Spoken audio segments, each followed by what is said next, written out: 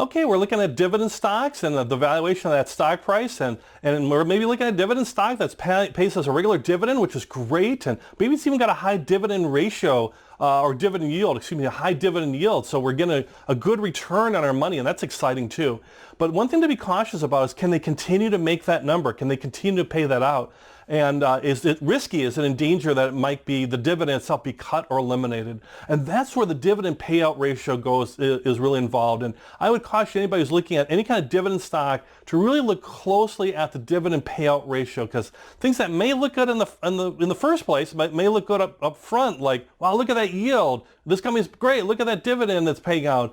It might be hiding things that are going to be bad news coming later that'll cut that dividend and really crush your stock, not only from the price that'll go down because the dividend was cut and people want to get out, but also you're just going to get less or no money from your dividend.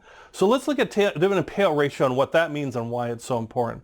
You're going to get this from the income statement too. Once again, they'll list these things. You can search for them, just search for the dividend payout ratio. You'll find them. I'll show you some things here at the end of this section about where you can find some of these ratios. But the dividend payout ratio is looking at the dividend. What is the dividend? Dividing that by net income. How much income or earnings net income do they have coming in?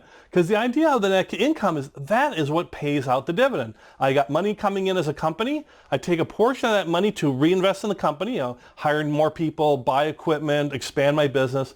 But if I'm a dividend paying company, I also take a portion of that earnings that come in, that money that's come in, and I pay out directly in the form of quarterly dividends to my shareholders, my owners of the company. And they all get a little piece of dividend based on how many shares they have. If I own 100,000 shares and you own 200,000 shares, well, that's great. You're going to get more dividends, twice as much dividends as I would.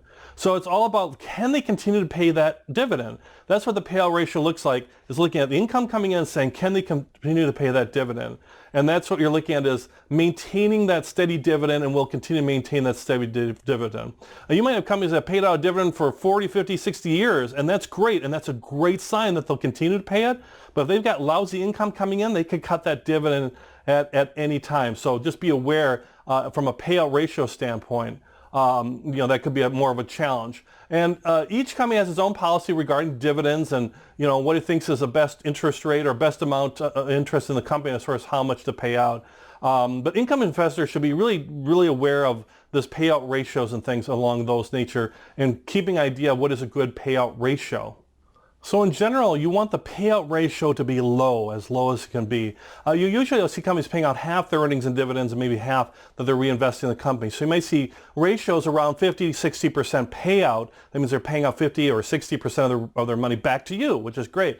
And if you're in between like the 50 to 70% range, that's okay. That's pretty good. You can compare it within the industry, but even if you're at 70%, that's pretty good. They can usually maintain that as a steady pay on that dividend. Maybe you want to look at some of the other ratios like debt equity ratios to see if they're carrying a lot of debt, so it might be a problem in the future. But right now, if they're 50 to 70% of earnings is getting paid on a dividend, you're okay. But you want the number to be as low as possible. When you start getting up to be 80%, 90%, that means a lot of all their income coming in is just going right out to shareholders, which is great. But maybe that's a problem as far as something happens, their sales go down or their earnings go down. Now they can't make that dividend. They got to cut their dividend, and then bad things happen. The stock price goes down. You're getting less dividend. A lot of bad stuff around it. Now, certain dividend-paying organizations like real estate investment trusts or REITs, are by law will pay out 80% or higher. I think it's like 90% of their dividends out because of some tax advantages. At least the United States are around that. So that's why it's important to compare within its industry. If you're comparing real estate investment trusts or REITs,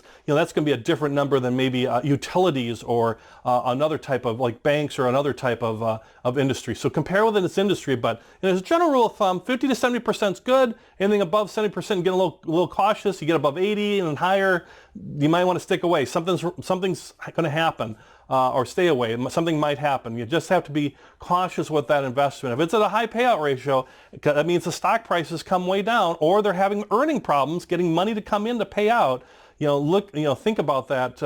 Well, not necessarily the stock's down, but if they're having a high payout ratio, that means they're having a hard time getting enough money in to make those commitments around the earnings. And your stock price is probably reflecting that. It's probably has come down. So maybe it's a great buying opportunity. If more income comes in and they lower that ratio, then people will pile back in that stock and raise its stock price because they'll feel safer. Remember, most people that invest in dividends, especially a lot of retirees and all, are investing in dividend stocks because they want safety as well. So they like stocks that have a low payout ratio, low dividend payout ratio.